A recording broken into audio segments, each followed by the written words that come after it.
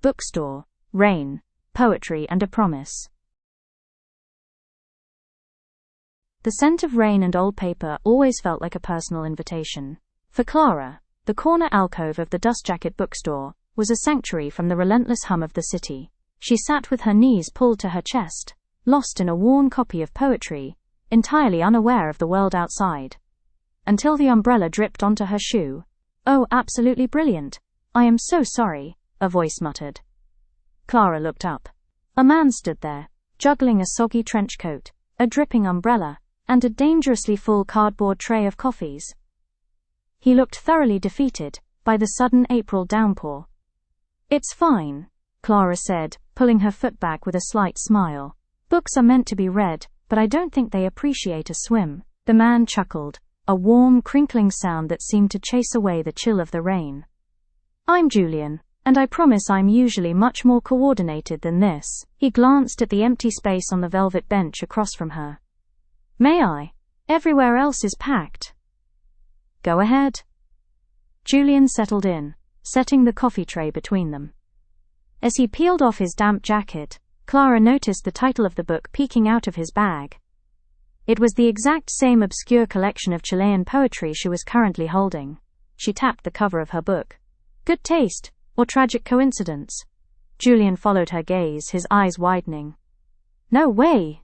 I thought I was the only person in this zip code who knew that existed." "We're a rare breed," Clara joked, but a strange, sudden warmth bloomed in her chest. What followed wasn't a standard conversation. It felt more like picking up a dialogue they had started in another life. They talked about everything and nothing. Julian confessed he bought 3 coffees because he couldn't decide on a flavor. Clara admitted she came to the bookstore mostly for the cat that lived in the theology section. They laughed softly, mindful of the quiet around them, their voices creating a private sanctuary within the shop. Hours dissolved. The rain outside stopped, replaced by the amber glow of the city streetlights bleeding through the glass. Julian looked at his watch, his expression falling. I actually have to get to a shift at the hospital. I completely lost track of time." "Me too," Clara said, a sudden pang of disappointment tightening her throat. It felt foolish to feel so strongly about a stranger, but the connection was magnetic, pulling at her in a way she hadn't felt in years. Julian stood up, gathering his things. He hesitated, looking at her as if trying to memorize the slope of her shoulders. "Clara, I know this is sudden, but..." He reached into his bag, pulled out his copy of the poetry book, and handed it to her. "Keep this." She blinked. "But you already have one." "Open the back cover." He smiled. Clara turned to the final page. In neat, architectural handwriting, he had written his phone number, followed by a short note. "For the girl who shares my favorite pages.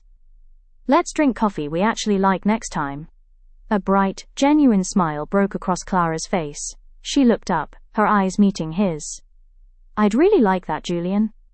"Tomorrow?" he asked, backing away toward the door, a hopeful grin breaking across his face. "Tomorrow," she promised.